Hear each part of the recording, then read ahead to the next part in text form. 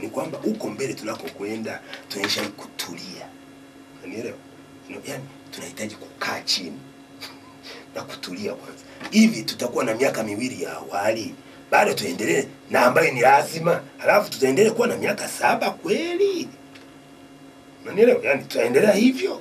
Halafu tuwe na miaka 4 ya sekondari ya awali tena. Halafu 2 ya sekondari tena. Yote hii.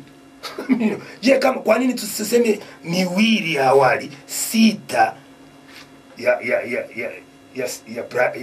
ya msingi, halafu tuseme labda 3, si ndio bwana? Ambaye yani hapo utasema kwamba kama zamani unasema labda miaka, yani ukianzia msingi na sekondari, ukiweka sekondari 3 na msingi ni 6, utakuwa na 9. Kwa hiyo unasema basi sisi bwana tutakuwa na elimu ya msingi yenye kipengele cha kwanza, kama ambavyo zamani tulikuwa tunasema elimu ya msingi ina elimu ya msingi ya awali na elimu ya msingi ya baadaye, yani walikuwa wanaita middle school. Unaona bwana? Okay, na hapa sijui nini walikuwa wanaita wale, yani zamani ulikuwa unafika darasa 4 alafu unakaongezea kingine. Sasa hapo ungeweza kusema awali lazima 6 elimu ya msingi, alafu 3 sekondari. Baada ya hapo unasema sasa natulia kwanza. Maana hapa kitu cha pili nilisema vitu viko vitatu. 1, mitaala. Sio bwana? Pili, uwezo wa kugharamia. Yaani hapa kuna kutaka na uwezo wa kugharamia. Yaani Norway wana mafuta, ni watu wana milioni 4, lakini wao wameweka miaka 9 tu ndio ni ya lazima. Ndio elimu ya msingi. Yaani kuna kisehemu kama miaka 3 hivi, kuna awali kwanza miaka 2, kuna ya msingi kama 6, 3 yani ya sekondari ya mwanzo, alafu kuna sekondari inayofuata kwa wao vile vile kama sisi. Lakini hiyo inakuja baada ya hiyo mitatu. Kwa hiyo naeleza, ninachosema ni kwamba wameangalia uwezo wa kugharamia kwa pamoja. Unanielewa?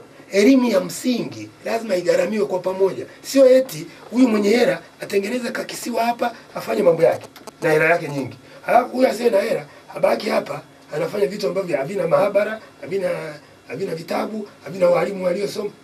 Sasa yani uchumi ni ule ule. Sasa uchumi gani huu ambao utakuwa na watu wachache waliokwenda kwenye shule za kweli, alafu na watu walio wengi wamekwenda shule za kayumba? Yaani huo uchumi utakuwa ndio huo ambao unaona watu wanaendesha magari kiajabu, kwenye maofisi humo watu hawaelewani, kwa sababu yani ndio yani watu wengine wana vyeti, eti wameshinda. Si ndio hii uwezo walionyesha kwamba mtu ameingia sekondari lakini kusoma na kuandika juu.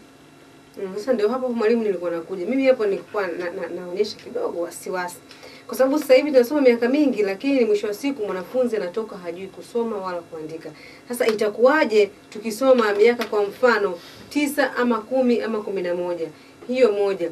Lakini kwenye hili swala la lugha vile vile inanichukua muda mrefu hii hoja kuelewa vizuri kwa sababu gani mwalimu?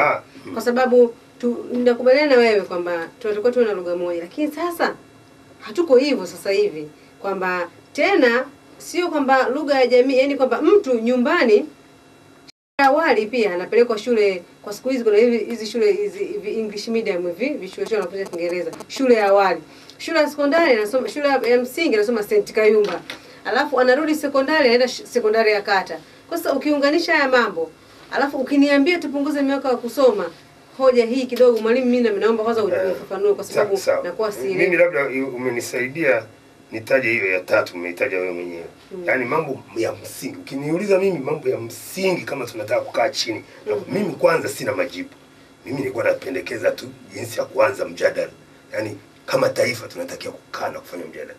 Yaani sio kujipa majibu na matumaini ya uongo kutokana na kutojua, yaani au kwamba tutapata nafasi ya kufikiri. Kwa hiyo yani nimekuonyesha kwamba yani mtaala tunaotumia na mfumo tulio nao au kuwa hivyo miaka yote. Kwa hiyo tunaweza kaubadili. Nimekuonyesha kwamba nchi nyingine na mfumo tofauti. Kwa hiyo yani hamna mtaala na mfumo ulioteremshwa kutoka mbinguni. Mimi watu wanakaa kila mwaka wanabadilisha. Sisi wenyewe tangu uhuru tumebadilisha. Kwa hiyo ninachosema mimi sijasema kwamba yani nimesema kwa mfano, yani jibu la kwamba iwe 2 na iwe 6 na iwe 3 ya lazima, hiyo litajibiwa na utafiti. mimi hapa natoa mapendekezo kwamba yani tuanzie huko, tuanze kufikiri vitu vingine. Yani tuache kufikiria mambo yale yale. Sinema, okay? Nachosema ni kwamba mambo ya muhimu ni mitaala, uwezo wa kugharamia na lugha. Sasa lugha yani kuna changamoto kama ulivyosema, sinema, okay? Lakini sisi sio peke yetu ambao tuna changamoto hizo. Ziko nchi nyingine ambazo zina changamoto hizo. Na kwanza kuna tabaka. Kila nchi ina tabaka. Ukienda Marekani kuna tabaka la wenye uwezo mkubwa sana kifedha na wenye wasio na uwezo mkubwa sana kifedha. Sio bado, okay? Lakini vile vile kuna watu wahamiaji.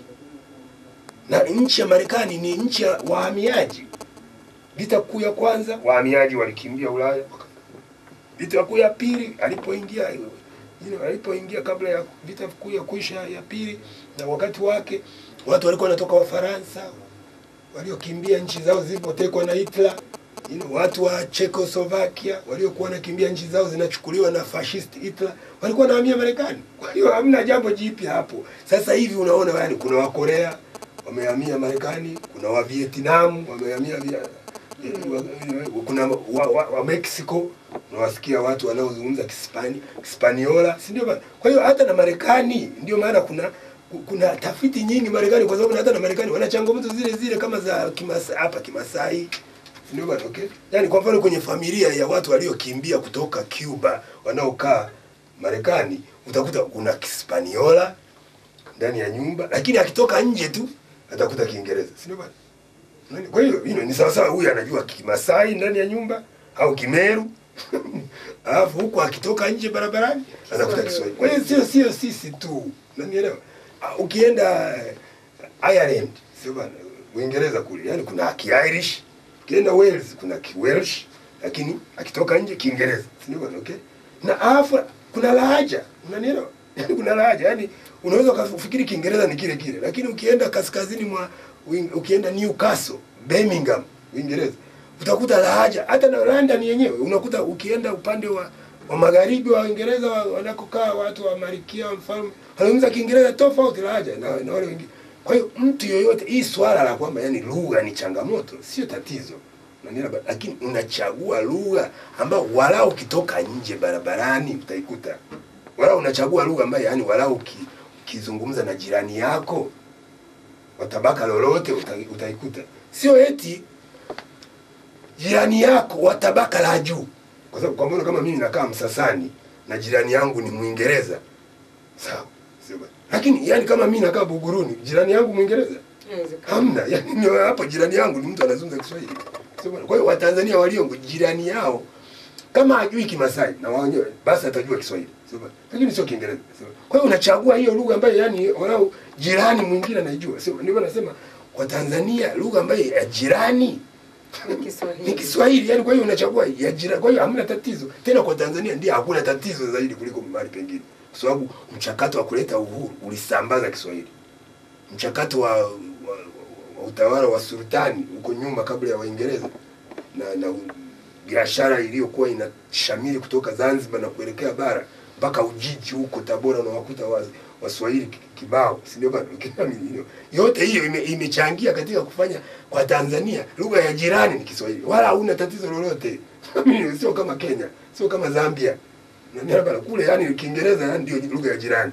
Unanielewa? Sio kama kama Nigeria au Ghana. Kwa hiyo sasa kama wewe umekuta jirani lugha ni Kiswahili, sasa wewe unaogopa nini kutumia Kiswahili katika kufundisha? Kwa hiyo ndio nasema hasa kama mtaala wenyewe umeupanga kwamba ni vitu gani, kwa sababu hapa kwenye mtaala nimesema kuna mfumo kwamba ufanye miaka 2, miaka 6, miaka 3 au 2, 7, 4, 2. Unanielewa? Maamuzi ni kwamba umeweka nini unachofundisha. Unanielewa? Yaani unafundisha hivyo ili nini?